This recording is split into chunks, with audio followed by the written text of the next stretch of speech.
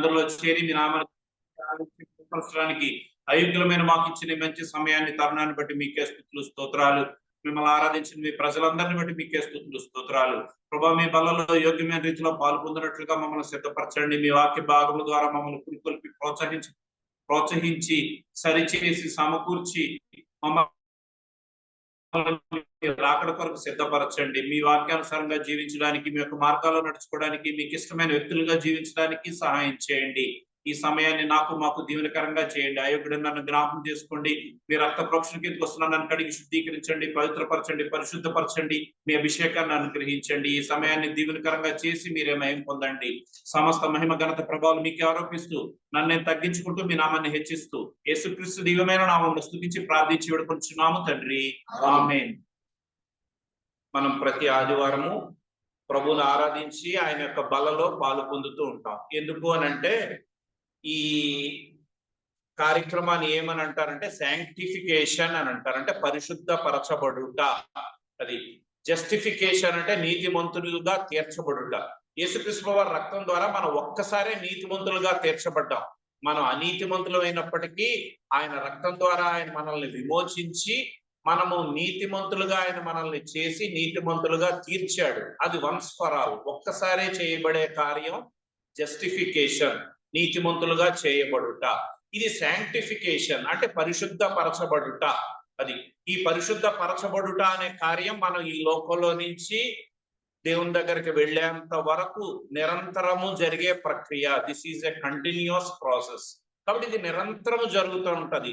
మన ప్రాణము, ఆత్మ, దేహం ఇది నిరంతరము పరిశుద్ధపరచబడుతూ ఉంటది. ఎందుకంటే మనం లోకంలో ఉన్నాం. లోకం యొక్క చెడుగు, పాపము, దాని నుంచి వచ్చే ప్రతి విధమైన అపవిత్రత మన శరీరానికి, మన ఆత్మకు, మన ప్రాణానికి అంటుతూ ఉంటది. సో ఆ కల్మషము నుంచి నిరంతరము మనము పవిత్రపరచబడాలి. యేసుక్రీస్తు రక్తం ద్వారా పరిశుద్ధపరచబడాలి. దానికి జనరల్ గా ఒక ఎగ్జాంపుల్ ఏంటంటే, మనం ఒక డ్రెస్ వేసుకుంటాం. ఎంత మంచి డ్రెస్ అయినా 1 డే అయిన తర్వాత దాన్ని వాష్ చేయాలి. ఎందుకంటే మనం వెళ్ళి ఏమి మట్టి అంటించుకోము, లేకపోతే బురద పాముకోము. మన రోడ్డు మీద వెళ్ళినా, ఇంట్లో ఉన్నా, ఎలా ఉన్నా, చెమట పట్టినా మళ్ళా దాన్ని ఉతకాల్సిందే. అలాగే మన శరీరము, ఆత్మకు కూడా మనకి తెలిసి తెలియకుండా ఈ యొక్క విండోస్ అంటాం కదా, ఐస్, ఇయర్స్ చూడడం ద్వారా ఇలా ఈ పాపం అనేది మన ఆలోచనల ద్వారా, క్రియల ద్వారా అనేక విధాలుగా మన శరీరానికి, ఆత్మకు కల్మషం కలుగు చేస్తుంది. సో దీని నుంచి మనం ప్రత్యేకపరచబడాలి. అది దేవుని యొక్క ఉద్దేశం. దానికోసం దేవుడు మనకిచ్చిన సాధనాలు ఆయన వాక్యం ద్వారా మనం పవిత్రపరచబడతాం, పరిశుద్ధపరచబడతాం. అందుకే ఈ వాక్యాన్ని నిరంతరము మన హృదయంలో పోస్తూ ఉండాలి. అందుకే దానికి ఒక ఎగ్జాంపుల్ ఉన్నప్పుడు చెప్పేవారు ఏంటంటే, ఇప్పుడు వేరే అంటే పాత్రలా కూడా వస్తున్నాయి అన్నం వార్చడానికి. ఇది వరకు పెద్ద పెద్ద ఫంక్షన్స్ లో అన్నం వార్చడానికి పెద్ద పెద్ద గంపలు వాడేవారు.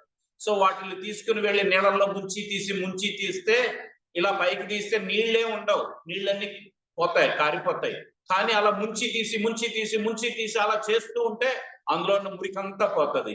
సో మన హృదయంలో కూడా ఈ వాక్యం అనే నీరుని అలా పోస్తూ ఉండాలి. దీనికి కన్నం ఉండి కారిపోతున్నా కానీ ఏం పర్వాలా, అలా పోస్తూ అలా నీరంతా పోస్తుంటే ఈ హృదయం పరిశుద్ధపరచబడుతుంది. ఈ హృదయం క్లీన్ గా, అంటే దేవునికి తగినట్లుగా పవిత్రపరచబడుతుంది. అందుకే పవిత్రపరచబడడానికి దేవుడిచ్చిన ఒక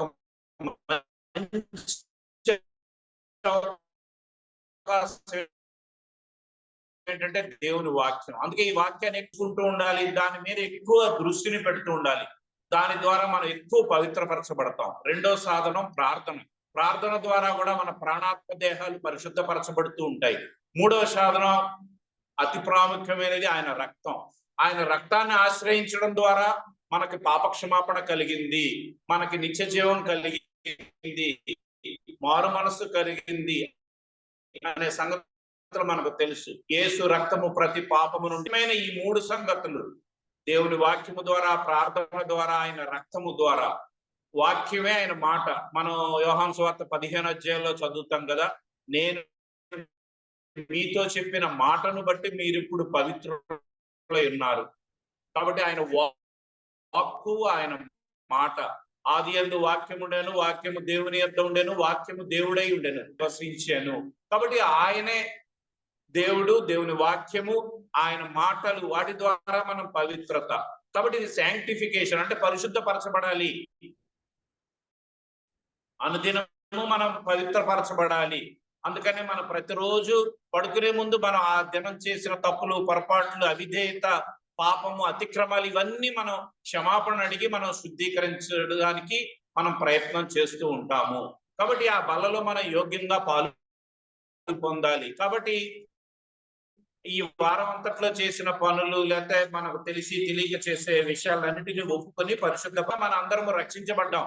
అంటే రక్షణ, మారు మనస్సు, పాప క్షమాపణ, పశ్చాత్తాపము ఇవన్నీ ఒకటే పర్యాయ పదాలుగా మనం తెలియజేయబడతాయి. అంటే యేసు ప్రభు దేవుడని, ఆయన దేవుని కుమారుడని, ఆయన మన పాపాల కోసం ఆయన కలువరి శిలువలో తన ప్రాణాన్ని బలిగా అర్పించారని, ఆయన రక్తాన్ని ఆశ్రయించినప్పుడు, ఆయన సన్నిధిలోకి వచ్చి ప్రార్థించినప్పుడు, యేసు నామములో ప్రార్థన చేసినప్పుడు మన పాపాలకి క్షమాపణ, నూతన జన్మ అనుభవము, క్రొత్త జన్మ అనుభవము, పాపము నుంచి విడిపించబడే అనుభవము, దేవుని కుమారులుగా స్వీకరించబడే అనుభవం ఇవన్నీ కలిగి ఉంటాయని మనం తెలుసుకున్నాం, గ్రహించాం.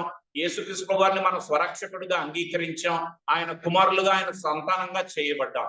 ఆ సంతానంగా చేయించబడిన ఆ దినము నుంచి మన జీవితంలో స్ట్రగుల్, పోరాటము అనేది మన జీవితంలో జరుగుతూ ఉంటది.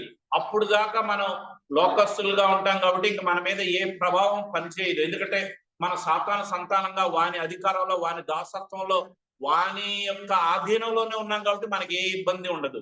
ఎప్పుడైతే యేసు ప్రభువుని అంగీకరించామో, మారు మనసు పొందామో, పాపక్షమాపణ పొందామో, పశ్చాత్తాపడి యేసుక్రీస్తు వారిని సొంత రక్షకుడిగా అంగీకరించామో, ఆయన కుమారులుగా చేయబడ్డామో, అప్పుడే మొదలవుతుంది స్ట్రగుల్, ఫైట్ అనేది అప్పుడే స్టార్ట్ అవుతుంది. అప్పుడే పోరాటం లోపల స్ట్రగుల్. అంటే దేవునికి అనుకూలంగా జీవించాలి, దేవునికి వ్యతిరేకంగా జీవించాలి, దేవునికి ఇష్టంగా జీవించాలి, దేవునికి వ్యతిరేకంగా, దేవునికి సమీపంగా ఉండాలి, దేవునికి దూరంగా ఉండాలి, దేవుని వాక్యాన్ని ప్రేమించాలి, దేవుని వాక్యానికి విధేయత చూపించకూడదు. ఇలాగ డిఫరెంట్ లోపల స్ట్రగుల్, పోరాటం అనేది అప్పుడే మొదలవుతుంది. సో వాటిలన్నిటిని అధిగమించాలంటే మనం దేవుని వాక్యము, ప్రార్థన, సహవాసము ఇవన్నీ మనం కలిగి ఉన్నప్పుడు వీటన్నిటిని అధిగమించగలము అనేది మనం దేవుని వాక్యంలో నుంచి నేర్చుకుంటూ ఉంటాం. కాబట్టి ఈ మధ్యాహ్న సమయంలో కూడా కొన్ని సంగతులు మనం జ్ఞాపకం చేసుకుని మనం దేవుని కొరకు జీవించడానికి ప్రభు సహాయం చేయను గాక. కొన్ని సంగతులు జ్ఞాపకం చేస్తాను, ఇవన్నీ మనకు తెలిసిన సంగతులే, కానీ ఎవరైనా యవనస్తులకి, పిల్లలకి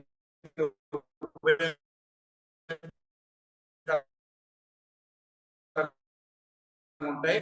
అందుకని త్వరగా రాజ్యం కోసం సిద్ధపరచడానికి ప్రభు సహాయం చేయను గాక. కాబట్టి హెబ్రీయులకు రాసిన పత్రిక 12వ అధ్యాయము 1-2 చదువుతున్నాను.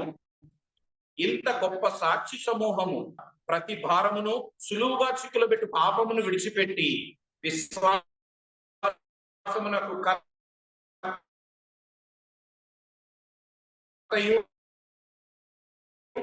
దాన్ని కొనసాగించువాడు నేను యేసు వైపు చూచుచు ఆయన తన ఎదుట ఉంచబడి సిలువను సహించి దేవుని సింహాసనమున యొక్క కుడిపార్శ్వమున ఆసీనుడై ఉన్నాడు.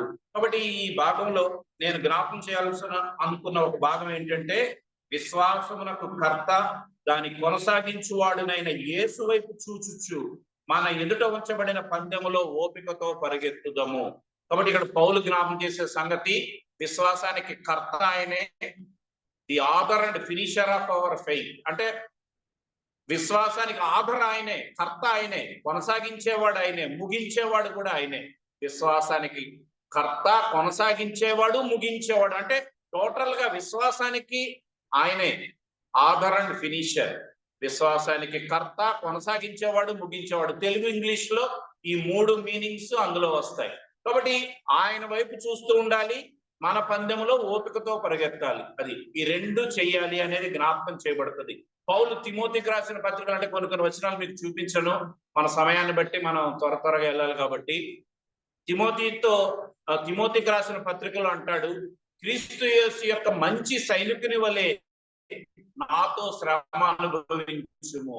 కాబట్టి ఈ 2 పౌలు చెప్పిన ఈ 2 సంగతులు జ్ఞాపకం చేసుకుంటే, క్రీస్తు యేసు యొక్క మంచి సైనికుడు, అది the good soldier of Jesus Christ. కాబట్టి సోల్జర్స్ అంటే లోక సంబంధమైన సోల్జర్స్ కాదు, క్రీస్తు యేసు యొక్క మంచి సైనికుడు. ఇందాక ఎఫెసీయులకు రాసిన పత్రికలో జ్ఞాపకం చేసుకున్నాం కదా, సైనికుడు లేకపోతే క్రీస్తు యేసు యొక్క సైనికుడు ధరించవలసినవి ఏంటి అని. అక్కడ మనం దావీదు గొలియాతు సందర్భంలో వాళ్ళు ధరించిన భౌతిక సంబంధమైనది. ఎఫెసీయులకు రాసిన పత్రికలో సర్వాంగ కవచం, హోల్ ఆర్మర్ ఆఫ్ గాడ్, అంటే ప్రతి అవయవానికి ధరించవలసిన సంగతులు. ఇది దేవుని వాక్యం అనే ఆత్మ ఖడ్గం ఉండాలి. రక్షించబడాలి. ఫస్ట్ శిరస్త్రాణం. మనం ఒక వ్యక్తిని చూసినప్పుడు ముందు హెడ్ కనిపిస్తుంది, హెడ్ నే టార్గెట్ చేస్తారు ఎవరైనా, హెడ్ ని తర్వాత మన బాడీ, అది వీటి రెండింటిని టార్గెట్ చేస్తారు. కాబట్టి రక్షణ అనే శిరస్త్రాణం, దేవుని వాక్యం అనే ఖడ్గం. తర్వాత బ్రెస్ట్ ప్లేస్, నీతి అనే మైమరు ధరించాలి. సత్యము అనే దట్టి ఉండాలి. సమాధాన సువార్త వలన సిద్ధ మనస్సు, అది జోడు. షూస్ ఏంటి అంటే మన మనస్సు సిద్ధంగా ఉంది, ఐఎమ్ రెడీ చెప్పడానికి. అది జోడు కాళ్ళకి, కానీ జోడు ఇక్కడ కాళ్ళకు కాదు, సిద్ధం. అవి కూడా 4 సంగతుల తర్వాత జ్ఞాపకం చేస్తాను. సో చెప్పులకు కాదు, సమాధాన సువార్త వలనైన సిద్ధ మనస్సు అనే జోడు. కాబట్టి మనస్సు సిద్ధంగా ఉండాలి. దేనికి సిద్ధంగా ఉండాలంటే యేసుక్రీస్తు ప్రభువారు వచ్చినప్పుడు ఎత్తబడాలి, ఆయన రాకడలో ఆయనతో ఉండాలి. మన టార్గెట్ అదే. కాబట్టి ఈ లోకంలో నుంచి మనం ప్రత్యేకించడానికి ఈ సువార్త వినిపించబడినప్పటికీ వాళ్ళు ఎవరు విధేయత చూపించలా, దేవుని యందు విశ్వాసం ఉంచలా. వాళ్ళందరూ తృణీకరిస్తున్నారు, మాకు కాదు, మాది కాదు, మాకు వద్దు అనే ధోరణిలో ఉన్నారు. కానీ దేవుడు మనకు కృప ఇచ్చాడు. దేవుడు మన విశ్వాసం ఉంచడానికి, ఆయన యందు లక్ష్యం ఉంచడానికి, ఆయనను అంగీకరించడానికి దేవుడు కృప ఇచ్చాడు. కాబట్టి మనం ఆయన్ని తెలుసుకోగలిగాం, ఎరగగలిగాం. మనం పశ్చాత్తాపడగలిగి ఆయన సన్నిధికి, ఆయన శిలువ యొద్దకు, ఆయన యొక్క సన్నిధిలోనికి వచ్చి మోకరించడానికి దేవుడు చేసిన గొప్ప ఏర్పాటు. ఆయన తెలుసుకోవడానికి మన మనోనేత్రాలు వెలిగించినాడు. దానికి మనం ఇష్టపడ్డాం.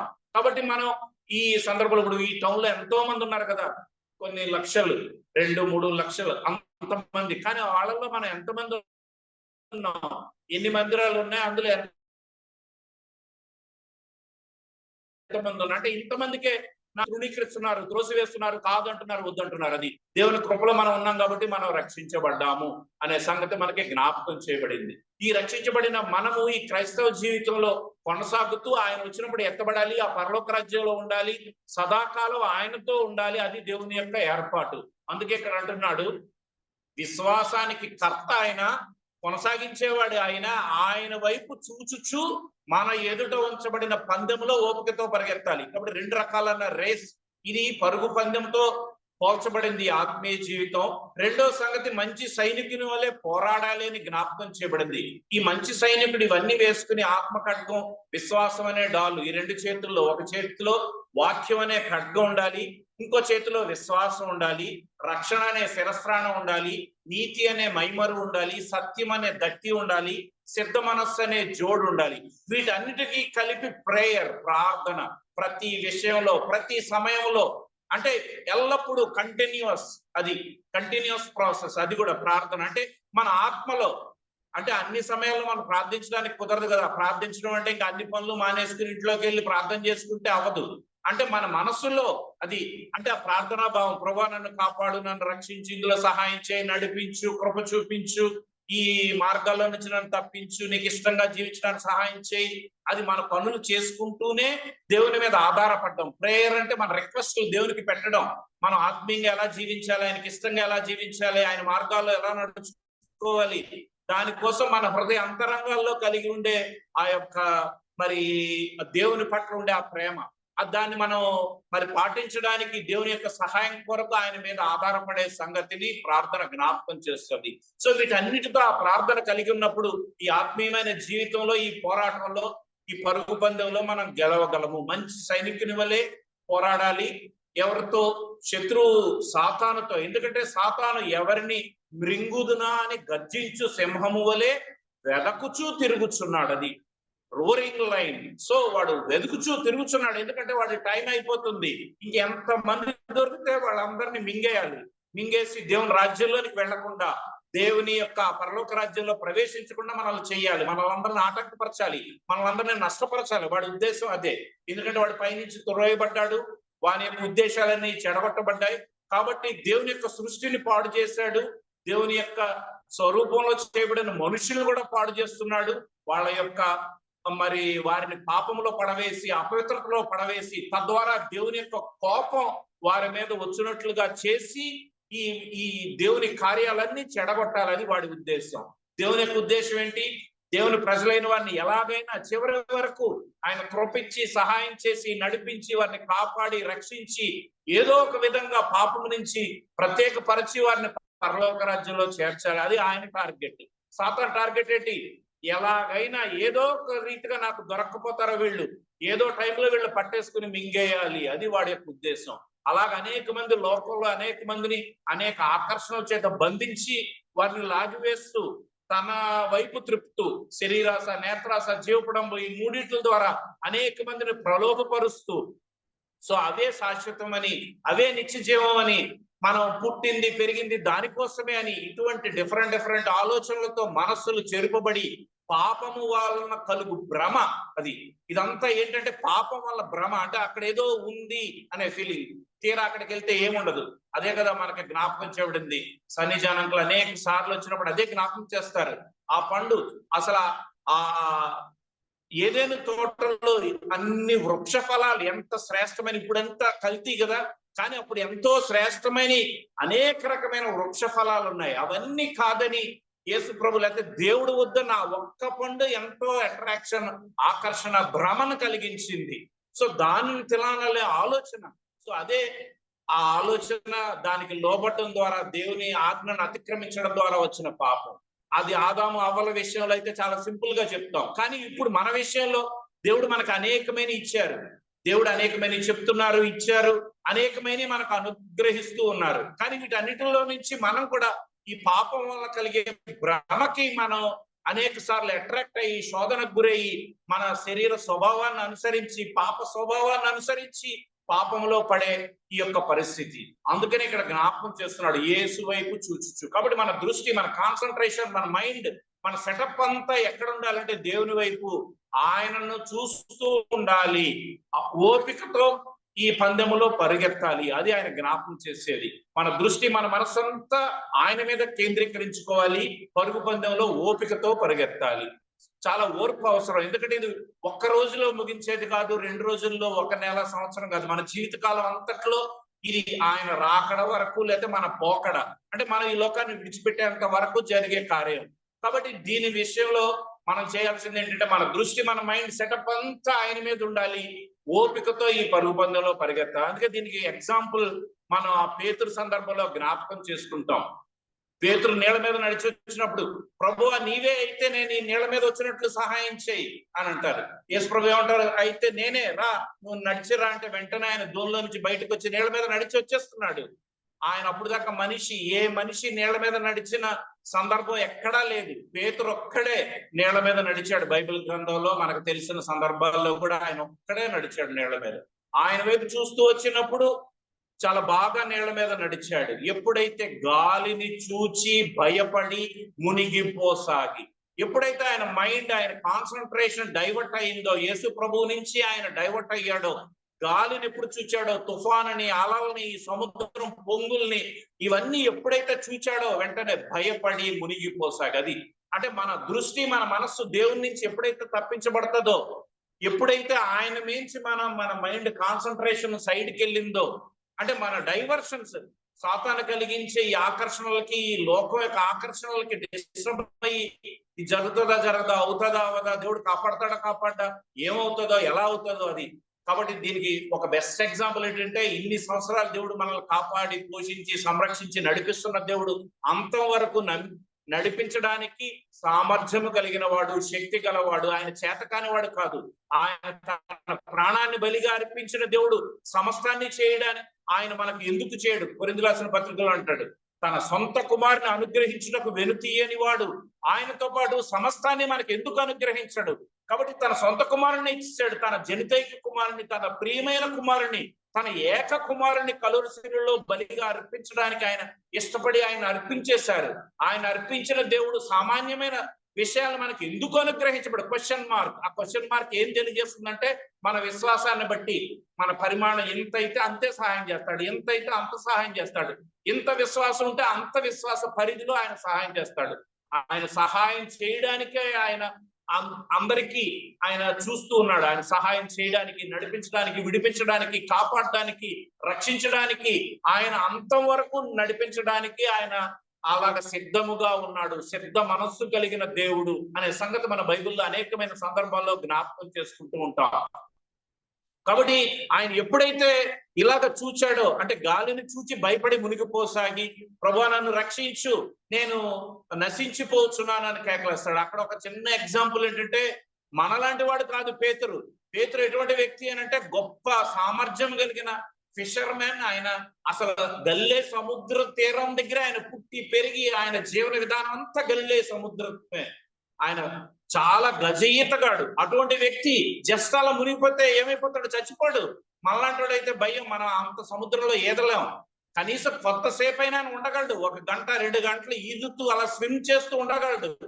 కానీ చూసారా, అంటే అక్కడ ఏం జ్ఞాపకం చేయబడుతుందంటే ఈయన యొక్క శక్తి, ఈయన సామర్థ్యం, ఈయన తెలివితేటలు, ఈయనకున్నది అంతా ఏమి పని చేయదు. అంటే దేవుని విషయాల్లో, దేవుని దగ్గర, బైబిల్ దగ్గరికి వచ్చినప్పుడు ఆత్మ సంబంధమైన విషయాల్లో మన సొంత జ్ఞానం, మన తెలివితేటలు, మన ధనం, మన పలుకుబడి, మన ఇన్ఫ్లుయెన్స్, మనకు సంబంధించి నేను నాకున్నది, ఇవన్నీ ఏమి పనిచేయవు. దేవుని దగ్గరకు వచ్చింది సంపూర్ణంగా దేవుని మీద ఆధారపడితేనే అవే పని చేస్తాయి తప్ప మనకున్న ఈ క్వాలిటీస్, క్వాలిఫికేషన్స్ ఇవేవి దేవుని దగ్గర పని చేయవు అని తెలియజేయబడ్డానికి. లేకపోతే పేతురు వెంటనే నశించిపోడు. ఆ సముద్రంలో అలా పడిపోతే ఏమవుతుంది? గజఈతగాళ్ళు ఈజీగా స్విమ్ చేయగలరు, కొన్ని గంటలన్నా అలా ఉండగలరు, ప్రాణం వెంటనే పోదు. నేను ఒక వ్యక్తిని అడిగాను ఆ సముద్ర తీర ప్రాంతంలో, మీరు వేటకు వెళ్ళినప్పుడు ఏమవుతుంది, అక్కడ ఏమన్నా బోటు తిరగబడిపోయినా ఇంకేమైనా అయినా ఏమవుతుంది అంటే, అంత డీప్ కి వెళ్ళిపోయినప్పుడు ఇంకా మాకు ఆశలు పోతాయండి, అక్కడి నుంచి మేము స్విమ్ చేసుకుని రాలేం, ఈ లోపల మమ్మల్ని ఏయో సర్పాలు కాటేస్తాయి, లేకపోతే ఏమైనా తిమింగళాలు మింగేస్తాయి, ఏదో సంథింగ్ జరుగుతుంది, ఇంకా మేము అంత దూరం నుంచి ఇంకా అంత డీప్ వెళ్ళిన తర్వాత రాలేమన్నారు. అది అలా అవుతుంది తప్ప, లేకపోతే వాళ్ళు స్విమ్ చేయగలుగుతారు.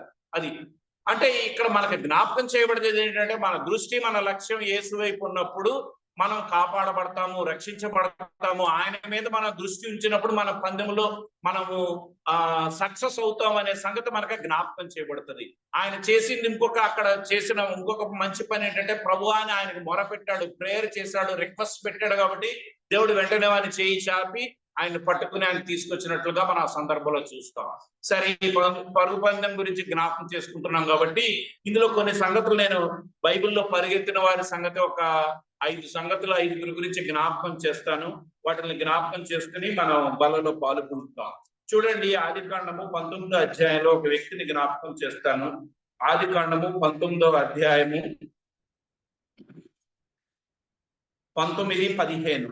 తెల్లవారినప్పుడు ఆ దూతలు లోతును త్వరపెట్టి, లెమ్ము, ఈ ఊరి దోష శిక్షలో నశించిపోకుండా నీ భార్యను ఇక్కడ ఉన్న 2 కుమారులను తీసుకొని రమ్మని చెప్పిరి.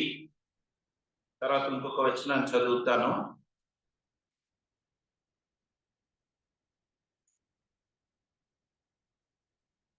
17వ వచనం. ఆ దూతలు వారిని వెలుపలికి తీసుకొని వచ్చిన తరువాత ఆయన, నీ ప్రాణమును దక్కించుకున్నట్లు పారిపోము, నీ వెనుక చూడకము, ఈ మైదానములో ఎక్కడనూ నిలువక నీవు నశించిపోకుండా ఆ పర్వతమునకు పారిపోమని చెప్పగా. నేను అనేక సార్లు జ్ఞాపకం చేస్తున్నట్లు, ఒక అధ్యాయంలో ఒక వచనంలో ఒకే వర్డ్ రిపిటేషన్ వచ్చిందంటే అది చాలా ఇంపార్టెంట్. మనం అనేక సందర్భాల్లో జ్ఞాపకం చేసుకుంటూ ఉంటాం. సో ఈ 17వ వచనంలో ఇక్కడ దేవదూతలు జ్ఞాపకం చేస్తున్నారు లోతు వారి కుటుంబానికి. ఏం చేయాలి? పారిపో అనే మాట 2 సార్లు జ్ఞాపకం చేశారు. ఒక్కసారి చెప్తేనే అది చాలా ఇంపార్టెంట్ కదా, 2 సార్లు చెప్పారు. ఎందుకంటే నువ్వు వీరితో కూడా నశించిపోకుండా పారిపో, అది అనేది జ్ఞాపకం చేయబడుతుంది. సో ఈ కాంటెక్స్ట్ అంతా మీకు తెలుసు కదా, అందుకని ఇవన్నీ నేను జ్ఞాపకం చేయని, ఇందులో కొద్ది సంగతులే జ్ఞాపకం చేస్తా. ముందు ముఖ్యంగా ఇందులో 3 సంగతులు జ్ఞాపకం చేస్తాను. చూడండి, 19-12లో ఇక్కడ నీకు మరి ఎవరున్నారు? నీ అల్లుని, నీ కుమారులను, నీ కుమార్తెలు, ఈ ఊరిలో నీకు కలిగిన వారందరినీ వెలుపలికి తీసుకొని రమ్ము. రెండో సంగతి. తర్వాత 14వ వచనంలో ఈ చోటు విడిచిపెట్టి రండి, యెహోవా ఈ పట్టణమును నాశనం చేయబోచున్నాడని చెప్పాను. 15వ వచనంలో తెల్లవారినప్పుడు ఆ దూతలు లోతును త్వరపెట్టి లెమ్ము, ఈ ఊరి దోష శిక్షలో నశించిపోకుండా నీ భార్యను ఇక్కడనున్న నీ 2 కుమార్తెలు తీసుకొని రమ్ము. 16వ వచనం అతను తడవు చేశాను, అప్పుడు అతని మీద యెహోవా కనికరపడుట వలన ఆ మనుష్యులు అతని చేతిని, అతని భార్య చేతిని, అతని 2 కుమార్తెల చేతులను పట్టుకొని వెలుపలికి తీసుకుని వచ్చి ఆ ఊరి బయట నుంచిరి. 17వ వచనంలో పారిపో అన్న సందర్భం మనం అక్కడ జ్ఞాపకం చేస్తాం. కాబట్టి 3 సందర్భాల్లో ఇక్కడ తెలియజేయబడింది. వెలుపలికి రండి, బయటకు రండి, పొండి ఇక్కడి నుంచి. ఇంకా తడవు చేశాను. తడవు చేస్తుంటే ఏం చేస్తున్నాడు? లోతు చేతులు పట్టుకుని, ఆయన భార్య చేతులు పట్టుకుని, కుమార్తె చేతులు పట్టుకుని త్వరగా వాళ్ళని బయటకు తీసుకొని వచ్చిన సందర్భం ఇది.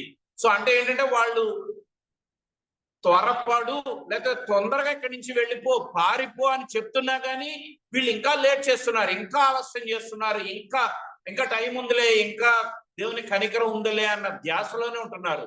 అసలు వాళ్ళకి వచ్చిన కాన్సెప్ట్ కదా, దేవుని దూతలు రావడం, ఆ రోజంతా వాళ్ళతో ఉండడం, ఇన్ని సంగతులు వాళ్ళకి తెలియజేయడం, ఈ ఈ పట్టణాన్ని మేము నాశనం చేయడానికి వచ్చాం, ఆకాశం నుంచి గంధకం కురుస్తుంది, సో ఇదంతా ఈ పట్టణాన్ని మొత్తం నాశనం చేసేస్తాం, ఎందుకంటే దేవుని యొక్క సన్నిధిలోనికి ఈ పట్టణం యొక్క ఈ పాపం యొక్క మొర ఇది దేవుని సన్నిధిలో చేరింది. ఈ పాపం చాలా విపరీతంగా ఉంది అని మన 18వ అధ్యాయంలో చదువుతాం, 18:20లో, తర్వాత 19:13లో చదువుతాం.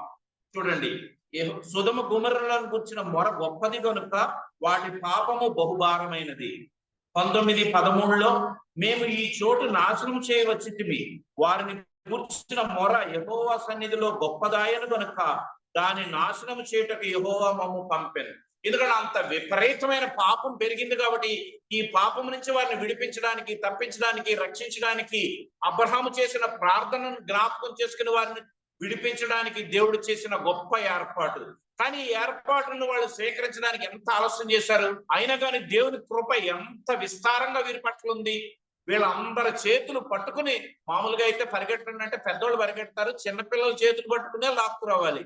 కానీ ఈ దేవదూతలు ఎన్ని చేశారంటే లోతు చేయి పట్టుకుని, ఆయన భార్య చేతులు పట్టుకుని, కుమార్తెల చేతులు పట్టుకుని పరిగెట్టాల్సి వచ్చిన పరిస్థితి. అంటే వీళ్ళు ఎవరికి అక్కడి నుంచి రావడానికి ఇష్టం లేదు, కష్టంగా, బలవంతంగా, ఇబ్బందిగా, అయ్యో ఇదంతా వదిలేసిపోవాలా, ఇదంతా నాశనం అయిపోతే దీన్ని ఎలా వదిలేసిపోగలం, మనకి ఇంపార్టెంట్ అయినా కొన్ని పట్టుకుపోదాం, లేకపోతే మొయ్యలేని అన్ని కొన్ని తగిలించుకుని పోదాం, ఇలా కదా మామూలుగా అంటాం కదా జర్నీ చేసేటప్పుడు, లెస్ లగేజ్ మోర్ కంఫర్ట్, అది కదా మనం బయట స్టేట్మెంట్. అంటే మనం ఎంత తక్కువ లగేజ్ తో వెళితే కంఫర్టబుల్ గా మనం జర్నీ చేస్తాం. సో వీళ్ళ కంఫర్టబుల్ గా తీసుకెళ్ళడానికి వాళ్ళు చేసిన ఏర్పాటు అంత బలవంతంగా వీళ్ళని లాగాల్సి వచ్చింది. పారిపోండి అని 2 సార్లు చెప్పాల్సి వచ్చింది. కానీ ఇంకా తడవ చేస్తూ, ఇంకా రిక్వెస్ట్లు పెడుతూ, మేము అక్కడ దాకా వెళ్ళాం, ఇక్కడ ఉంటాం, ఈ చిన్న ఊర్లో ఉంటాం, ఇలాంటి రకరకాల రిక్వెస్ట్లు పెట్టారు. కానీ దేవుని కృప ఆయన పట్ల ఉంది. అబ్రహాము చేసిన ప్రార్థన దేవుడు జ్ఞాపకం చేసుకున్నాడు. కాబట్టి దేవుడు వారిని రక్షించడానికి చేసిన ఏర్పాట్లు. ఇది మనకి ఏం జ్ఞాపకం చేస్తుందంటే, ఈ పాపలోకంలో జీవిస్తున్న మనల్కి, లేకపోతే అనేక మందికి దేవుడు ఇచ్చే ఆహ్వానం, రిక్వెస్ట్ అది. సో ఇదంతా నాశనం అయిపోతుంది. పేతురు రాసిన పత్రికలు మనం చదువుతాం కదా, ఎవరికన్నా ఉపయోగకరంగా ఉంటుందని ఆ వచనాన్ని చదువుతాను. చూడండి, 2వ పేతురు 3వ అధ్యాయము 9 నుంచి చదువుతున్నాను. 219వ పేజీ. కొందరు ఆలస్యమని ఎంచుకున్నట్లు ప్రభు తన వాగ్దానమును గురించి ఆలస్యం చేయవాడు కాడు, కానీ ఎవడును నశింపవలనని నిశ్చయింపక అందరూ మారు మనసు పొందవలనని కోరుచు నీ ఎడల దీర్ఘశాంతము గలవాడై ఉన్నాడు. అయితే ప్రభు దినము దొంగ వచ్చినట్లు వచ్చును. ఆ దినమున ఆకాశములు మహాధ్వనితో గతించిపోవును, పంచభూతములు మిక్కుటమైన వేండ్రముతో లయమైపోవును, భూమియు దాని మీద ఉన్న కృత్యములు కాలిపోవును.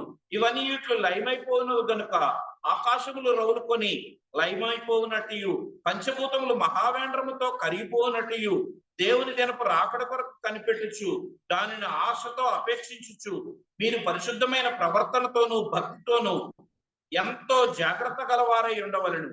అయినను మనం ఆయన వాగ్దానమును బట్టి క్రొత్త ఆకాశముల కొరకు, క్రొత్త భూమి కొరకు కనిపెట్టుచున్నాము. వాటి యందు నీతి నివసించును. కాబట్టి ఆ నీతి నివసించే క్రొత్త ఆకాశం క్రొత్త భూమి కొరకు దేవుడు చేసే ఏర్పాట్లు. సో ఈ ఆకాశము భూమి మనం చూసే ఈ పంచభూతాలన్నీ లయమైపోతాయి, మిక్కుటమైన వేండ్రంతో లయమైపోతాయి. ఇదే సువార్త.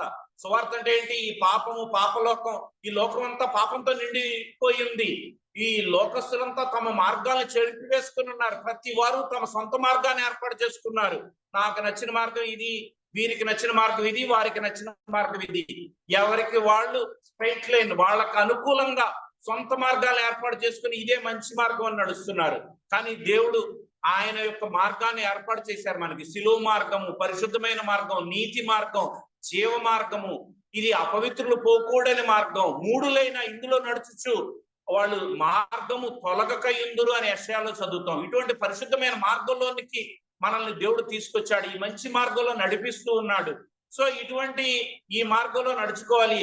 కాబట్టి ఈ భూమంతా నశించిపోతుంది. అదే కదా సువార్త.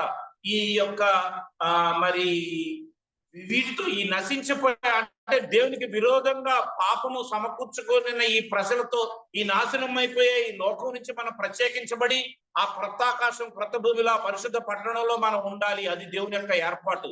ఎందుకంటే అవిధేయత ద్వారా, పాపం ద్వారా వచ్చిన ఆ యొక్క శిక్ష ద్వారా ఈ యొక్క నరకము, నిత్య నాశనం అనేది ఏర్పాటు చేయబడింది. అది ఇప్పుడు అనేక మంది అసలు ఆ నరకానికి లేక ఆ నిత్య నాశనానికి ఎందుకు వెళ్తున్నారంటే దేవునికి అవిధేయత చూపించడం ద్వారా, ఆయన స్వీకరించకపోవడం ద్వారానే, అంటే విధేయత లేకపోవడం ద్వారానే అనేది మనకి జ్ఞాపకం చేయబడుతుంది. మనం పాపం చేసినందువలన నరకానికి వెళ్ళట్లా, పాపాన్ని నుంచి విడిపించగలిగే రక్షకుడు లేకపోతే యేసుక్రీస్తు వారి యందు విశ్వాసం ఉంచకపోవడం వల్ల, ఆయనకు విధేయత చూపించకపోవడం వలననే మనం ఆ నరకంలోకి వెళుతున్నాం అనేది మనకి జ్ఞాపకం చేయబడుతుంది. ఎందుకంటే ఆ నరక శిక్షణ ఆయన భరించాడు.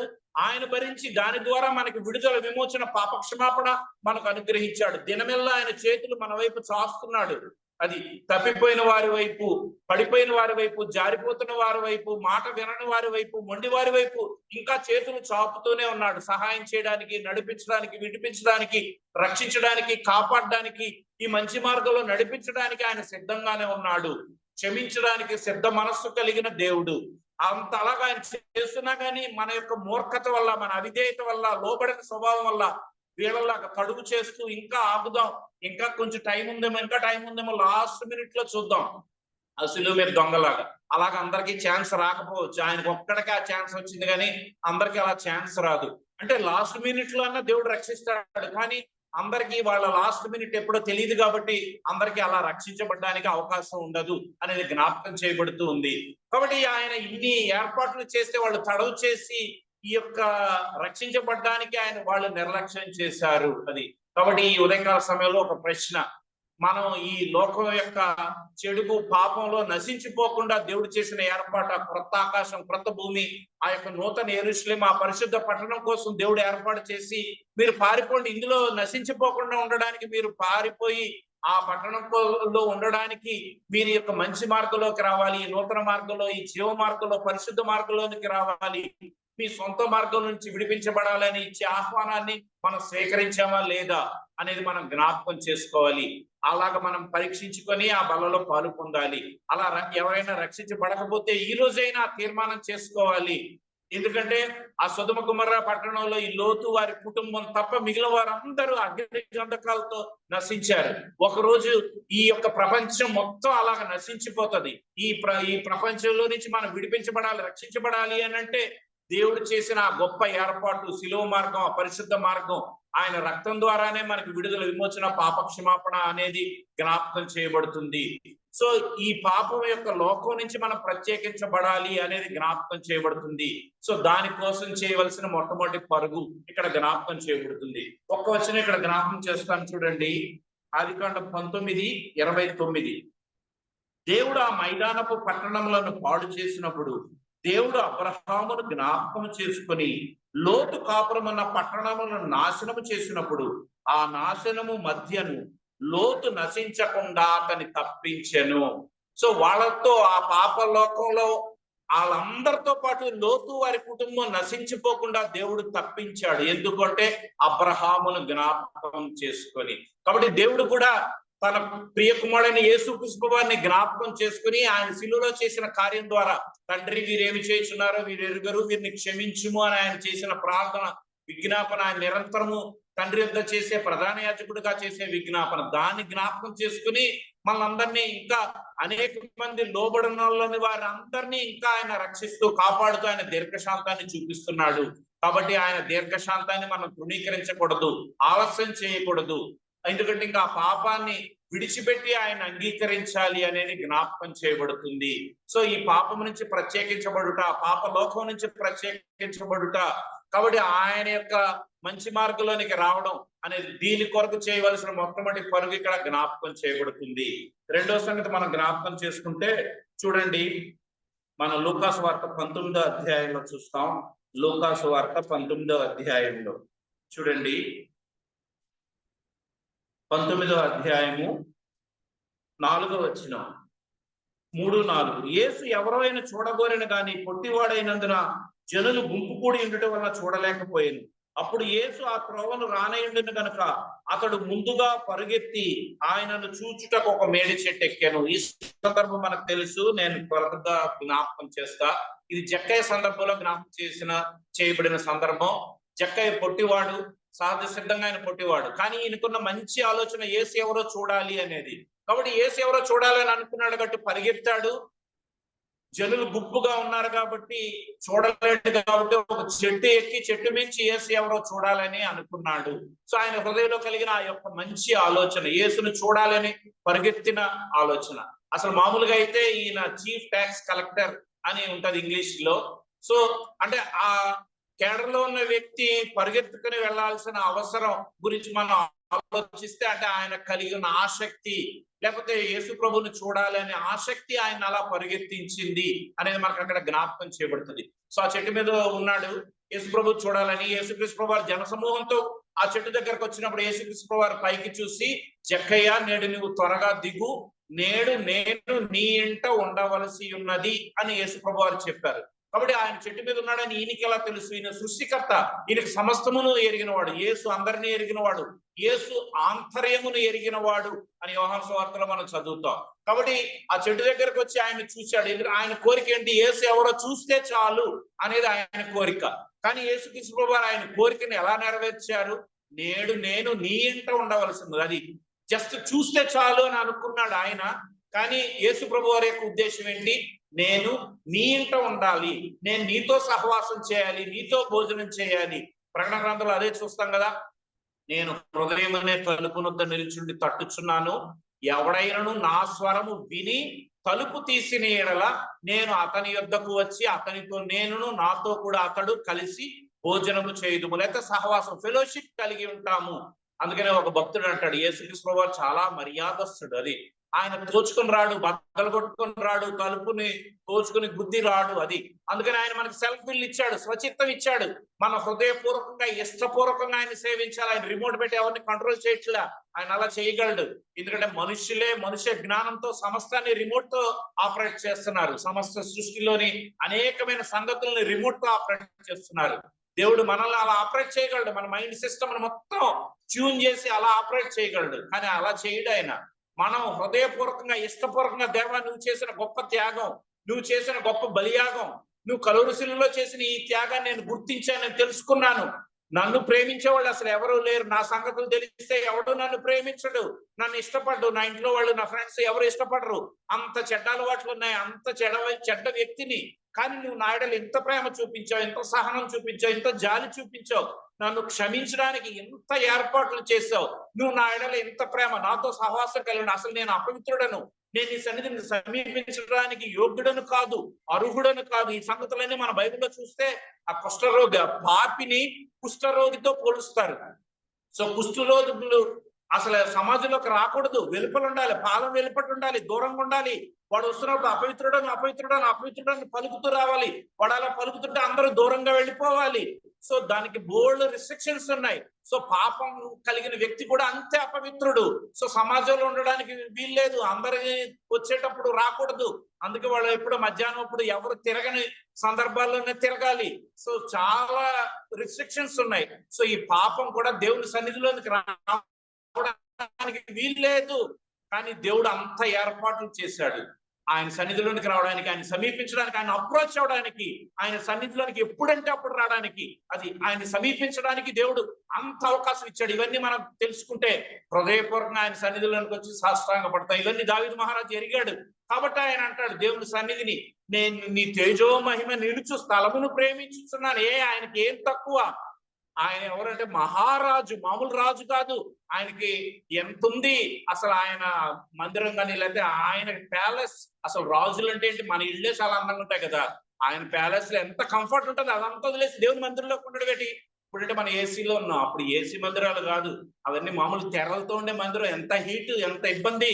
నీ మందిరం ద్వారం వద్ద ఉంటుంటే నాకు మేలు, అక్కడే ఉంటా, నా జీవితకాలం అంతా నీ మందిరంలోనే ఉంటాను. నీకు ఇల్లు వాకిలు ఏమి లేదా? అన్నీ ఉన్నాయి. అంటే దేవుని యొక్క సన్నిధి యొక్క వాల్యూ ఆయనకి తెలిసింది. దేవునితో సహవాసం, దేవుని ఏర్పాట్లు అవన్నీ ఆయన ఎరిగాడు కాబట్టి, ఆయన మనస్సు, ఆయన హృదయంతో ఆయన అన్ని తెలుసుకున్నాడు కాబట్టి ఆయన సన్నిధిలోని గొప్పతనాన్ని ఆయన అనుభవించాడనే సంగతి మనకు అక్కడ జ్ఞాపకం చేయబడుతుంది. సో ఆయన ప్రేమను ఎరిగిన వారు ఆయన సన్నిధిలోనికి వస్తారనేది. కాబట్టి ఈ దేవుడు చేసిన ఈ గొప్ప ఏర్పాటు చూడండి. ఆయన కలిగిన ఆలోచన ఏంటి? యేసు ఎవరో అని చూస్తే చాలు, అంటే ఆయన ఏమనుకున్నాడు, ఆయన అపీరెన్స్ చూస్తే చాలా అసలు ఆయన ఎలా ఉంటాడు అనేది ఆయన అనుకున్నాడు. కానీ దేవుడు ఈయనతో సహవాసం చేయడానికి ఆయన ఉద్దేశించాడు. అది అంటే మన దేవుని పట్ల చిన్న కోరిక ఉంటే చాలు, దేవుని తెలుసుకోవాలి, ఆయన విశ్వాసం ఉంచాలి, రక్షించబడాలి, ఆయన కుమారుడుగా చేయబడాలని చిన్న విశ్వాసం కనుక మన హృదయంలో ఉంటే దేవుడు గొప్ప కార్యాలు చేస్తాడు. మన పట్ల ఆయన ప్రేమంతా చూపిస్తాడు. అందుకే ఆయన దినమెల్లా ఆయన చేతులు చాచాడంట. ఆయన చేతులే కొరచ కాదంట, అది చాస్తూ ఉన్నాడు. ఇంకా వస్తారేమో. తప్పిపోయిన కుమారుడు సందర్భంలో కూడా అంతే కదా, ఆయన రోజు చూస్తున్నాడంట, వీడు ఏ రోజైనా తిరిగి వస్తాడా అని ఆయన చూస్తూ ఉన్నాడు. అంటే అంత ప్రేమ, అంత ఎఫెక్షన్ అది దేవుడు తన ప్రజల పట్ల. ఎందుకంటే వీళ్ళు నశించిపోకూడదు, వీళ్ళు నాశనం అవ్వకూడదు, నరకానికి వెళ్ళకూడదు అనే ఒక గొప్ప ఉద్దేశం, ఏర్పాటు అనేది మనకు అక్కడ జ్ఞాపకం చేయబడుతుంది ఆ సందర్భంలో. కాబట్టి ఈ రెండో సందర్భం ఏమిటి అని అంటే, మనకి దేవుని పట్ల చిన్న ఉద్దేశం, అంటే ఆయన చూడాలి అనే ఆ విషయంతో పరిగెత్తిన సందర్భంలో దేవుడు చేసిన గొప్ప ఏర్పాటు, ఆయన ఇంట్లో నివసించడానికే దేవుడు ఏర్పాటు చేశాడు. అక్కడ ఇంకొక వచనం చూపిస్తాను చూడండి, 19:6. అతడు త్వరగా దిగి సంతోషముతో ఆయనను చేర్చుకొనెను. కాబట్టి జక్కయ్య అసలు చూసి వెళ్ళిపోదాం అనుకున్న వ్యక్తి యేసు ప్రభు వారికి ఎంత విధేయత చూపించి సంతోషముతో ఆయన తన ఎంట చేర్చుకున్నాడు. కాబట్టి క్రైస్తవ విశ్వాస జీవితంలో ఉండాల్సిన మెయిన్ 2 ఇంపార్టెంట్ థింగ్స్ ఏంటంటే విశ్వాసము, 2 విధేయత. వి తెలుగులో అక్షరాలలో వి విశ్వాసము, విధేయత, ఈ 2 ఉంటే చాలు. మనం ఈ 2 కనుక కలిగి ఉంటే మన విశ్వాస జీవితంలో చాలా అద్భుతంగా దేవుని సన్నిధిలో లేకపోతే దేవునికి ఇష్టంగా జీవించగలము. ఈ 2 ఎవరి జీవితంలో చూడగలంటే అబ్రహాము, శారా వారి జీవితాల ఆవచనాలు కూడా నేను జ్ఞాపకం చేస్తాను. అబ్రహాము, శారా జీవితాల్లో ఈ విశ్వాసము, విధేయత అనేది వాళ్ళు కలిగి ఉన్నారు. ఈ 2 కనుక ఉంటే ఏ వ్యక్తి అయినా దేవుని సన్నిధిలో గొప్పగా ఆశీర్వదించబడగలడు అనేది జ్ఞాపకం చేయబడుతుంది. చూడండి, గలతీలకు రాసిన పత్రిక 3వ అధ్యాయము 7వ వచనం. కాబట్టి విశ్వాస సంబంధులే అబ్రహాము కుమారులని మీరు తెలుసుకొనుడి. మనకు తెలుసు కదా అబ్రహాము విశ్వాస వీరుడని. కాబట్టి విశ్వాస కుమారులే అబ్రహాము యొక్క విశ్వాస సంబంధులే అబ్రహాము యొక్క కుమారులు అనేది మనకి ఇక్కడ జ్ఞాపకం చేయబడుతుంది. తిరిగి శారా గురించి జ్ఞాపకం చేస్తాను చూడండి.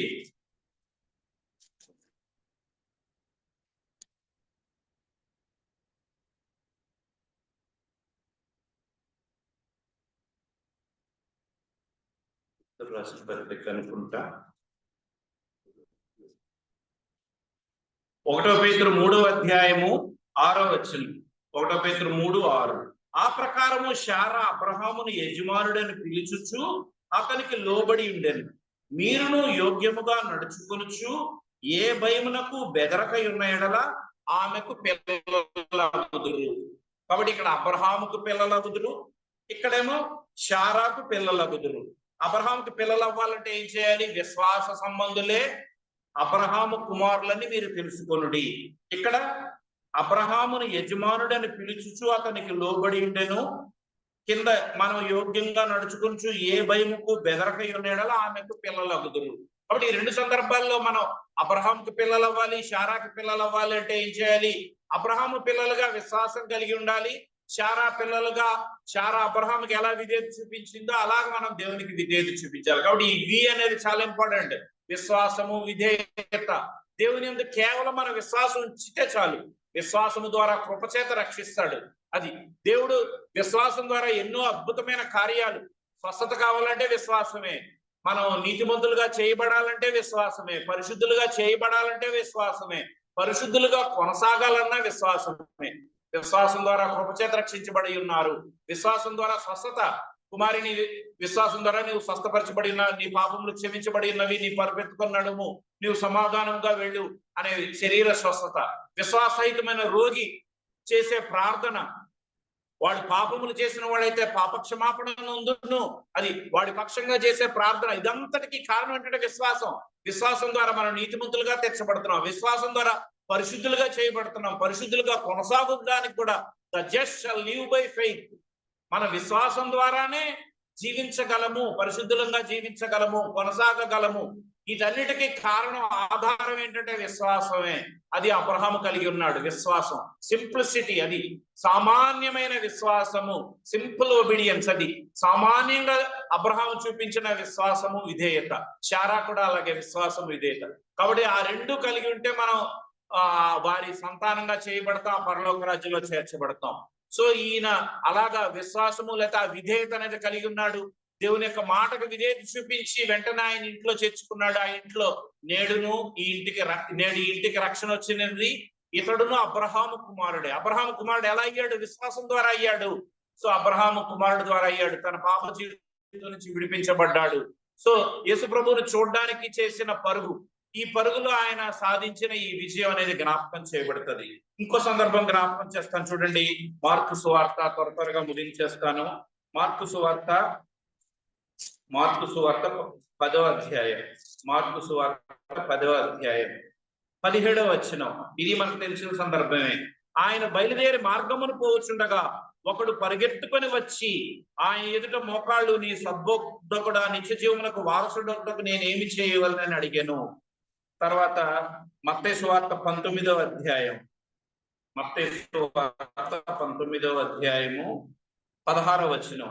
ఇదిగో ఒకడు ఆయన ఎద్దుకు వచ్చి, బోధకుడా, నిత్య జీవం పొందుటకు నేను ఏ మంచి కార్యము చేయవలనని అడిగాను. కాబట్టి ఈ రెండు సందర్భాల్లో ఇక్కడ ఒకడు అని ఉంటది, ఇంకో సందర్భంలో ఒక యవ్వనుడు అని ఉంటది, ఇంకొక సందర్భంలో ఒక అధికారి అని ఉంటది. ఇలాగే 3 సందర్భాల్లో ఉంటది. ఈయన పరిగెత్తుకొని వచ్చాడు. దేనికోసం వచ్చాడంటే నిత్య జీవం పొందడానికి, నిత్య జీవానికి వారసుడు అవ్వడానికి ఆయన చేసింది. ఎందుకంటే ఈయన చాలా ఆస్తిపరుడు, ఈయన చాలా ఖచ్చితంగా ఉండే వ్యక్తి, ఆజ్ఞలన్నీ నెరవేర్చేవాడు. ఈ కాంటెస్ట్ అంతా మనకు తెలుసు కదా. ఈయనన్ని నువ్వు నన్ను సత్పురుషుడు ఎందుకంటున్నావు? దేవుడు ఒక్కడే కదా సత్పురుషుడు. నువ్వు ఏ మంచి కార్యం చేస్తే పరలోక రాజ్యంలోకి వెళ్తావంటే నువ్వు ఆజ్ఞలన్నీ అనుసరించంటే నేను బాల్యం నుంచి అనుసరిస్తున్నాను. ఇవన్నీ తెలియజేస్తాడు. అయితే నీకు ఒకటి కొదువుగా ఉన్నది, నీ ఆస్తి అమ్మి బేదలకిము, నీవు వచ్చి నన్ను వెంబడించు అని దేవుడు చెప్తే ఆ మాటకు అతడు ముఖము చిన్నబుచ్చుకొని వెళ్ళిపోయాను. ఎందుకంటే అతడు మిగులు ఆస్తి గలవాడు కనుక ఆ మాటకు ముఖము చిన్నబుచ్చుకొని వెళ్ళాను అని మనకు అక్కడ జ్ఞాపకం చేయబడుతుంది. ఈయన ఎంతో ఆసక్తితో వస్తాడు, పరిగెత్తుకొని వస్తాడు. దేనికోసం అంటే నిత్య జీవం కోసం. అది కానీ ఈయన కొదువు తీర్చడానికి యేసు ప్రభు ఇష్టపడినప్పుడు ఈయన దాన్ని తీర్చబడ్డానికి అంగీకరించని స్థితిలో ఉన్నాడనేది జ్ఞాపకం చేయబడుతుంది. నిత్య జీవం కావాలని కోరాడు. అందుకనే అంటే ఆయన మనస్సు, ఆయన కాన్సన్ట్రేషన్ అంతా ఆయన ఆస్తి మీద ఉంది కనుక దేవుడు ఆయనకు ఆ సంగతి తెలియజేశాడు అనే సంగతి మనకి ఇక్కడ జ్ఞాపకం చేయబడుతుంది. కాబట్టి మీ మనస్సు ఎక్కడ ఉండునో, మీ ధనము ఎక్కడుండునో మీ మనస్సు అక్కడే ఉండును అనే ఒక వచనాన్ని మనం జ్ఞాపకం చేసుకుంటుంటాం. కాబట్టి ఈయన కాన్సన్ట్రేషన్ అంతా యేసు ప్రభుని వెంబడించాలని ఉంది, కానీ ఈయన మనసంతా ఆస్తి మీదే ఉంది అనే సందర్భం ఇక్కడ జ్ఞాపకం చేయబడుతుంది. అందుకని ఈయన ఎంతో ఆసక్తిగా వచ్చాడు, మోకరించాడు, మోకాళ్ళు అని అడుగుతాడు. అది సో అలా పరిగెత్తుకుని వచ్చి ధనవంతుడు, యవనస్తుడు, మంచి ఉద్దేశంతో వచ్చిన వ్యక్తి ముఖము చిన్నబుచ్చుకొని వెళ్ళిపోయాడు. దీనికి పేర్లలుగా ఇంకొక వచనాన్ని జ్ఞాపకం చేస్తాను చూడండి. అందరికీ తెలిసిన భాగం 2వ రాజులు 5వ అధ్యాయం చూడండి. 2వ రాజులు 5వ అధ్యాయం 2వ రాజులు 5వ అధ్యాయము 20వ వచనం. అంతటా దైవజనుడైన ఎలీషాకు సేవకుడగు గేహజీ సిరియనుడైన ఈ నయమాను తీసుకొని వచ్చిన వాటిని అంగీకరించుటకు నా యజమానునికి మనస్సు లేకపోయాను గాని యెహోవా జీవము తోడు నేను పరిగెత్తుకొని పోయి అతని కలుసుకొని అతని యొక్క ఏదైనా తీసుకుందును అనుకొని. చూసారా, ఈ సందర్భంలో ఇక్కడ జ్ఞాపకం చేయబడే సంగతి ఏంటంటే, ఈ సిరియా దేశస్థుడైన నయమాను తీసుకుని వచ్చిన వాటిని తీసుకొనుటకు నా యజమానునికి మనస్సు లేకపోయాను. సో ఆ సంగతి ఈయనకి తెలిసింది, నా యజమానుడికి మనస్సు లేదు ఇవన్నీ తీసుకోవడానికి, కానీ నాకు మనస్సు ఉంది. అది ఈయన వెల్లడి చేసే సంగతి ఏంటంటే, అది ఆయనకి శిష్యుడు, ఎలీషాకి శిష్యుడు. ఎలీషా దగ్గర ఏమి నేర్చుకున్నాడు? ఎలీషా యొక్క మనస్సు ఏంటో తెలుసుకున్నాడు. నా యజమానుడికి మనస్సు లేదు కాబట్టి నాకు కూడా మనస్సు ఉండకూడదు, అది ఈ డెసిషన్. అలా ఉండాలి కదా. శిష్యరికం చేసే వ్యక్తులు ఎలా ఉండాలి? డిసైపుల్ అని అంటే ఏంటి అంటే, డిసైపుల్ అనే వర్డ్ డిసిప్లిన్ లోంచి వచ్చింది. క్రమశిక్షణ కలిగిన వాడు శిష్యుడు. అది డిసైపుల్ లోంచి, డిసిప్లిన్ లోంచి డిసైపుల్ అనే వర్డ్ వచ్చింది. డిసైపుల్ అంటే శిష్యుడు, క్రమశిక్షణ కలిగిన వాడు శిష్యుడు. ఈయన ఎలీషా శిష్యుడు, కానీ ఎలీషా యొక్క మనస్సు ఈయన లేదు. ఈయన తెలుస్తుంది కూడా, నా యజమానుడికి మనస్సు లేదు కానీ నాకుంది మనస్సు అని. ఇక్కడ ఏమంటున్నాడు? యెహోవా జీవముతుడు నేను పరిగెత్తుకొని పోయి అతని కలుసుకొని అతని యొద్ద ఏదైనా తీసుకొందును. అసలు ఏది తీసుకోవడానికి నా యజమానుడికి మనస్సు లేదు, అది గ్రహించాడు. కానీ నేను మాత్రం పరిగెత్తుకొని పోతా, ఏదైనా తీసుకుంటుంది. అంటే ఏదైనా అంటే కనీసం ఏదొచ్చినా చాలు, ఏదో ఒకటి వస్తే చాలు అనే కాన్సెప్ట్. అంటే ఈయన మనసు ఎలాగుంది? ఆయన శిష్యుడేమో ఎలీషాకి, అంటే ఎలీషా మంచి దైవజనుడు, గొప్ప ప్రవక్త. ఏలియా తర్వాత రెండంతల ఆత్మ కలిగిన గొప్ప ప్రవక్త. ఆయన దగ్గర ట్రైనింగ్ అవుతున్నాడు, కానీ ఆయన మనస్సేది లేదు ఈయనకి. కానీ ఈయన పరుగంతా దేని మీద ఉందంటే, ఈయన మనస్సు అంతా డిఫరెంట్ గా ఉంది. అంటే ఈయన కాన్సన్ట్రేషన్ అంతా వేరే వైపు ఉంది. ఏసు వైపు చూడట్లా, ఈ పరుగు పందెంలో ఏసు వైపు లేదు. భౌతిక సంబంధమైన విషయాల వైపు, యజమానుడు వద్దన్న వాటి వైపు, యజమానుడు మనస్సు లేని వాటి వైపు ఈయన పరుగుంది అనేది మనకి అక్కడ జ్ఞాపకం చేయబడుతుంది. చివరి వచనాల్లో చూస్తే పరిగెత్తుకుని పోయి తెచ్చుకుందాం అనుకున్నాడు, లాస్ట్కి ఏం తెచ్చుకున్నాడు? కుష్టు తెచ్చుకున్నాడు అనేది మనకు ఆ కాంటెక్స్ట్ తెలుసు కదా. అంటే ఏదైనా తెచ్చేసుకుందాం అని అనుకున్నాడు దేవునికి విరోధంగా. అంటే ఏంటంటే దేవునికి విరోధంగా పరిగెత్తి ఏదైనా తెచ్చేసుకుందాం అంటే అది అవ్వదు అనేది జ్ఞాపకం చేయబడుతుంది. అంటే ఈ లోక సంబంధమైన వాటిని, ఈ భౌతిక సంబంధమైన వాటిని ఎలాగోలాగా ఏదో ఒకటి ఎలాగోలాగా సంపాదించేసుకుందాం అనే చేసే ప్రయత్నాలు, వాటి కోసం పరిగెత్తే విధానం అనేది జ్ఞాపకం చేయబడుతుంది. దేవుని మనస్సు లేకపోతే దైవజనుల యొక్క మనస్సుని మనం తెలుసుకుని వాటిని గ్రహిస్తూ కూడా వాటిని అనుసరించలేని పరిస్థితి ఇక్కడ మనకి జ్ఞాపకం చేయబడుతుంది. ఈయన పరిగెడుతున్నాడు కానీ వ్యర్థమైన వాటి కోసం, భౌతిక సంబంధమైన వాటి కోసం. అక్కడ ఎలీషా అంటాడు కదా, ఇవన్నీ మనం సంపాదించుకున్నట్టుగా ఇది సమయమా అని అంటాడు.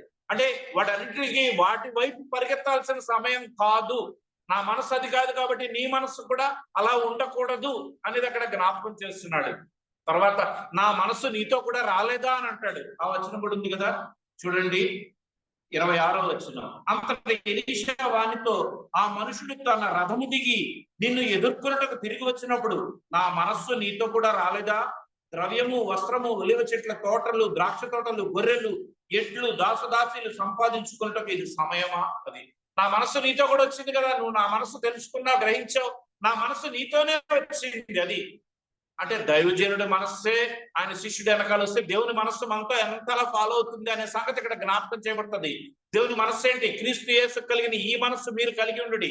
మన సమయం అయిపోయింది, నా టైం అంతా ఒక 5-10 నిమిషాల్లో ముగించేస్తాను, అందుకే వచనాలు ఏమి చూపించట్లా. ఫిలిప్పు రాసిన పత్రికలో మనం చదువుతాం కదా, క్రీస్తు యేసు కలిగిన ఈ మనస్సు మీరును కలిగి ఉండండి. అది ఆ సందర్భంలో ఫిలిప్పు రాసిన పత్రికలో 2వ అధ్యాయంలో ఆయన మనస్సు ఎలాంటి మనస్సు అనేది జ్ఞాపకం చేయబడుతుంది. కాబట్టి దైవజనులకు కలిగిన మనస్సు, దేవునికి కలిగిన మనస్సు, క్రీస్తు యేసు యొక్క మనస్సు అలాగుండాలి. ఆయన మనస్సు ఏంటి? వ్యర్థమైన వాటి ద్వారా పరిగెత్తకూడదు అనేది దేవుని యొక్క మనస్సు. నా టైం అయిపోయింది కాబట్టి ఇంకా అన్ని రెఫరెన్స్ చూపించడానికి అవ్వడం లేదు. మరలా ఇంకొకసారి ఎప్పుడైనా తీసుకున్నప్పుడు దీన్ని కంటిన్యూషన్ చేద్దాం, ఎందుకంటే ఇంకెక్కువసేపు మనం చెప్పినా ఇబ్బంది అవుతుంది. సో త్వరగా ఇంక ఇందులో ముగించేసి ఈరోజు క్లోజ్ చేసుకుందాం. కాబట్టి ఇక్కడ నేను జ్ఞాపకం చేయాలనుకున్న సంగతి ఏంటి అంటే, మనం దేవుని మనస్సు కలిగి ఉండాలి, ఆయన మనస్సుని ఫాలో అవ్వాలి. కాబట్టి ఈయనకి దేవుని మనస్సు తెలుసు, దాన్ని అంగీకరించట్లేదు. ఆయన మనస్సు కూడా ఈయన ఫాలో అవుతుంది. నువ్వు వెళ్ళి ఆ రథంతో ఆ వ్యక్తిని కలుసుకున్నప్పుడు నా మనస్సు నీతో కూడా రాలేదా? అంటే దేవుని నా మనస్సుకు వ్యతిరేకంగా నువ్వు పని చేస్తున్నావని నేను నీకు జ్ఞాపకం చేస్తున్నాను, నేను నీకు గుర్తు చేస్తున్నాను, నీకు హెచ్చరికలు ఇస్తున్నాను, నీ హృదయానికి ఆయా సందర్భాల్లో నేను తెలియజేస్తున్నా, కానీ నువ్వు దానికి లోపడట్లా. అందుకే మనకు కావాల్సింది విశ్వాసం, విధేయత. ఈ 2 వీళ్ళుంటే మనం సక్సెస్ అయిపోయినట్టే. మన పరుగు పందెంలో ఈ 2 ఉంటే చాలు, విశ్వాసము, విధేయత. కాబట్టి ఆ విధేయత కలిగి ఉండాలి. అంటే ఆ మనస్సు అలా వస్తున్నా, ఫాలో అవుతున్నా, ఫాలో చేస్తున్నా కానీ ఆ మనస్సుకు లోబడట్లా. క్రీస్తు యేసు కలిగిన మనసంతా తెలుసు. మనకు కూడా ఇక్కడంతా ఉంటది కానీ ఇక్కడికి రాదు. అది అందుకనే చాలా మంది చెప్తారు ఏంటంటే, పరలోక రాజ్యంలో మనం తప్పిపోవడానికి ఒక అడుగేనంట, అడుగు దూరం. అంటే ఈ మైండ్ కి, హార్ట్ కి ఒక అడుగే దూరం ఉంటది. ఇది లోబడదు. మైండ్ లో అంతా ఉంటది, కాన్సెప్ట్ మొత్తం మనకు తెలుసు, ఇక్కడ ఉంటది. కానీ ఇక్కడ విధేయత రాదు, విధేయత చూపించడం. ఎందుకంటే శరీరం ఒప్పుకోదు, లోపడడానికి ఒప్పుకోదు, విధేయత చూపించడానికి ఒప్పుకోదు. వద్దు అన్నది దాన్ని తృణీకరించడానికి మనసు ఒప్పుకోదు. అది నా మనసు నీతో కూడా రాలేదా? ఆయన మనస్సు ఈయనకి తెలుసు, మనసు ఫాలో అవుతుంది కూడా. ఈ 2 కాన్సెప్ట్లు కూడా ఈయనకి పని చేయాల. ఎందుకంటే ఈయన మనసు అంతా దేంతో ఫిల్ అయిపోయిందంటే ఈ భౌతిక సంబంధమైన వద్దన్న వాటి కోసమే ఫిలప్ అయిపోయింది. అసలు నువ్వు వచ్చింది ఎందుకు? దేనికోసం నువ్వు ట్రైనింగ్కి వచ్చావు? దేనికి నువ్వు శిష్యుడిగా వచ్చావు? ఇవన్నీ కాన్సెప్ట్ లో మనకు అవన్నీ అర్థమవుతాయి. అసలు ఎందుకు వచ్చావు? నువ్వు ఎందుకు ట్రైనింగ్ అవడానికి వచ్చావు? నువ్వు ఒక ప్రవక్తగా అవడానికి కదా వచ్చావు. ఏలియా తర్వాత ఎలీషా 2 అంతల ఆత్మ. ఇప్పుడు గెహజీ ఏమవ్వాలా?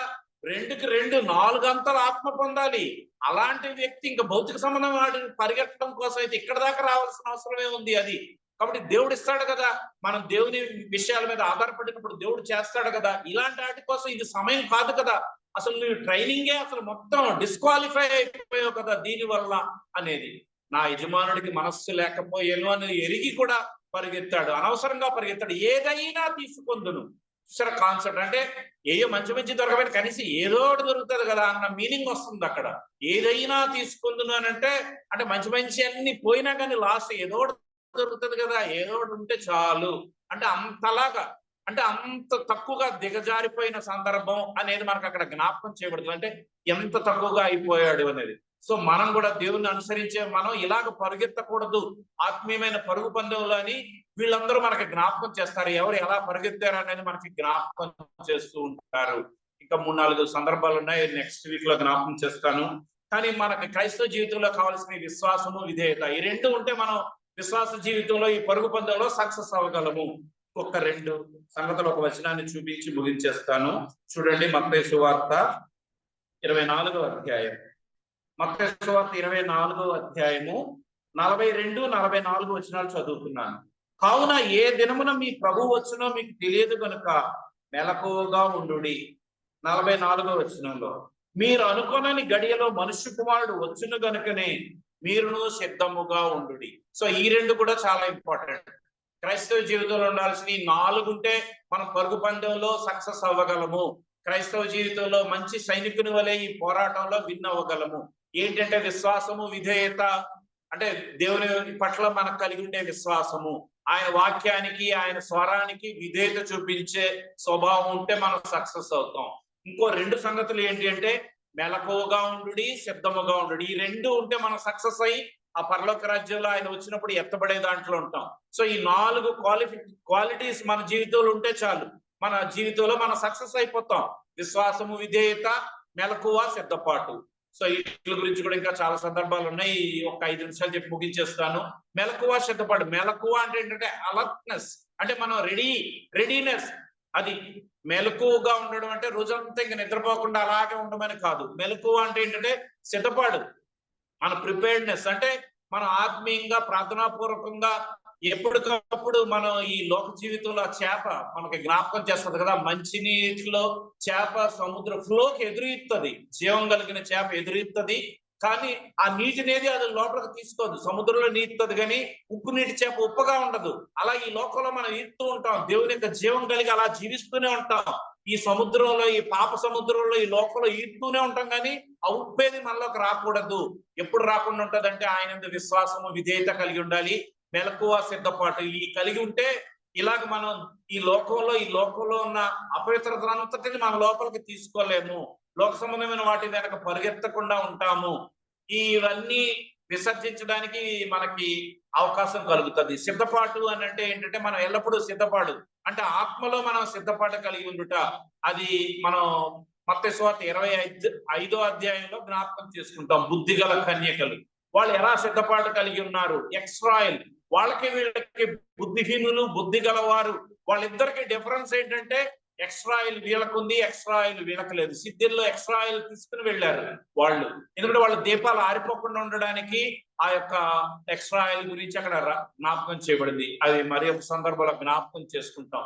కాబట్టి మెలకువ సిద్ధపడ అంటే మెలకువ అంటే ప్రార్థనాపూర్వకంగా మెలకువగా ఉండాలనే సందర్భం జ్ఞాపకం చేస్తుంది. దానికి ఒక వచ్చిన ఎఫ్సి రాసిన పత్రికలో జ్ఞాపకం చేస్తాను చూడండి. FC 6:18 చివరిలో 20 చివరిలో పరిశుద్ధుల నిమిత్తము పూర్ణమైన పట్టుదలతో విజ్ఞాపన చేయొచ్చు మెలకువగా ఉండుడి. 20వ వచనంలో నా నిమిత్తము పూర్ణమైన పట్టుదలతో విజ్ఞాపన చేయొచ్చు మెలకువగా ఉండుడి. అంటే ఏంటంటే మెలకువగా ఉండడం అంటే ప్రేయర్ఫుల్ అంటే ప్రార్థనాపూర్వకంగా విజ్ఞాపన చేస్తూ ఇంటర్సీడింగ్ ప్రేయర్.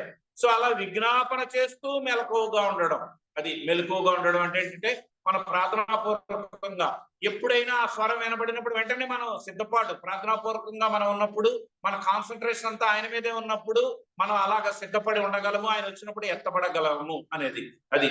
సో మెలకువ సిద్ధపడి రెండు కొంచెం దగ్గర దగ్గర మీనింగ్ లాగే ఉంటాయి. అది ప్రార్థనాపూర్వకంగా మెలకువగా ఉండుట, సిద్ధపడి ఉండుట అంటే ఏంటంటే ఎప్పుడు వచ్చినా నేను రెడీగా ఉన్నాను అని చెప్పడం. ఎప్పుడు చెప్పగలం అంటే ఆయన బలని ప్రతిరోజు మేము స్వీకరిస్తున్నామనే అనుభవంలో మనం ఉండగలిగినప్పుడు, అనుదినము ఆయన వాక్యం ద్వారా ప్రార్థన ద్వారా మన సహోదరుల సహవాసం ద్వారా ఆయనతో కలిగి ఉండే ఆ సహవాసం ద్వారా ఇవన్నీ మనం కలిగి ఉండగలం. ఎప్పటికప్పుడు మనల్ని మనం శుద్ధీకరించుకోవడం ద్వారా ఈ యొక్క శాంక్టిఫికేషన్ పరిశుద్ధపరచబడుట అనే ఈ ప్రాసెస్ మన జీవితంలో కలిగి ఉన్నప్పుడు దీన్ని మనం అనుభవించగలము అనేది మనకి జ్ఞాపకం చేయబడుతుంది. కాబట్టి మనం చదువుకున్న వాక్య భాగం చదువుకుని ముగిస్తాం. హెబ్రీయులకు రాసిన పత్రిక 12వ అధ్యాయము 2వ వచనంలో ఇంత గొప్ప సాక్షి సమూహము మేఘము వలె మనల్ని ఆవరించి ఉన్నందున మనము కూడా ప్రతి భారము సులువుగా చిక్కులు పెట్టి పాపమును విడిచిపెట్టి విశ్వాసమునకు కర్త దాన్ని కొనసాగించువాడైన యేసు వైపు చూచుచు మన ఎదుట ఉంచబడిన పందెములో ఓపికతో పరిగెత్తుదము. ఆయన తన ఎదుట ఉంచబడిన ఆనందము కొరకై అవమానమును నిర్లక్ష్య పెట్టి సిలువను సహించి దేవుని సింహాసనం యొక్క కుడిపార్శ్వమున ఆసీనుడై ఉన్నాడు. కాబట్టి ఇక్కడ జ్ఞాపకం చేయబడేది మనం ఆయన వైపు చూస్తూ ఉండి ఈ పందెంలో పరిగెడితే సక్సెస్ అవ్వగలము. దీనికోసం ఆయన తన ఎదుట ఉన్న ఆనందం ఏంటి? ఆనందం అంటే ఈ మనుషులందరినీ రక్షించి కాపాడి వీళ్ళందరినీ భద్రపరిచి పరలోక రాజ్యంలో లేదా తండ్రి యొద్ద వీళ్ళని ప్రజెంట్ చేశాను అనే ఆనందం కోసం ఆయన ఏం చేశాడు? సిలువను సహించాడు, అవమానాన్ని నిర్లక్ష్య పెట్టాడు. అది సో ఆయన మన కొరకు అంత స్ట్రగుల్ తీసుకున్నారు. ఎందుకంటే ఆనందం ఏంటి? ఆనందం ఏమొచ్చింది? ఆనందం అంటే మనలందరినీ రక్షించడమే ఆనందం, మనలందరినీ కాపాడడమే ఆనందం, మనలందరినీ ఈ పాప లోకంలో ప్రత్యేకపరిచి కాపాడి మనల్ని పరిశుద్ధపరిచి నిర్దోషమైన సంఘంగా మడత కళంకము ముడత మత్స డాగు అటువంటి ఏమీ లేకుండా పరిశుద్ధమైన సంఘంగా అలాగ దేవుని ఎదుట మనల్ని ప్రత్యేకపరిచి అక్కడ ప్రజెంట్ చేయడం, అది ఆయనకు ఆనందం. దానికోసం ఆయన సిలువను సహించాడు, అవమానాన్ని నిర్లక్ష్య పెట్టాడు, అనేక మంది ఊస్తే దాన్ని సహించాడు. అది కదా అసలు మామూలుగా ఊయడం అంటే చాలా పెద్ద ఇష్యూ. అసలు దాని గురించినే నేను ఒక మెసేజ్ ప్రిపేర్ అయ్యాను కది. కాబట్టి అది ఎంత అంటే ఇంటెన్షనల్ గా చేసిన దాన్ని కూడా ఆయన సహించాడు. మనుష్యులు అల్పమైన మనుష్యులు పాప సంబంధమైన వ్యక్తులు వీళ్ళు చేసిన దానిని సృష్టికర్త అంత సహించాడు. ఎందుకు? తన ఎదుటించబడిన ఆనందం కొరకు. అదే ఆనందం, మనల్ని పాపం నుంచి విడిపించి రక్షించి నరక శిక్షని తప్పించి దేవుని ఎదుట వీళ్ళు పరిశుద్ధులు నీతిమంతులు వీళ్ళని నా రక్తం ద్వారా పవిత్రపరిచి నీ ఎదుట వీళ్ళని నిష్కలంకంగా నీ ఎదుట నేను ప్రజెంట్ చేశాను అని చెప్పడం కోసం అది ఆయనకు ఆనందం. దానికోసం ఆయన ఎంతో భరించాడు, ఎంతో వేదన. అవన్నీ మనం జ్ఞాపకం చేసుకుంటే ఆయన ఎంత సఫర్ అయ్యాడు అనేది తెలుస్తుంది. అందుకని కాన్సన్ట్రేషన్ యేసు వైపు చూస్తుంటే ఈ పందెంలో ఓపికతో పరిగెత్తగలం. ఆ రీతిగా పరిగెత్తడానికి ప్రభువు మనకు సహాయం చేయను.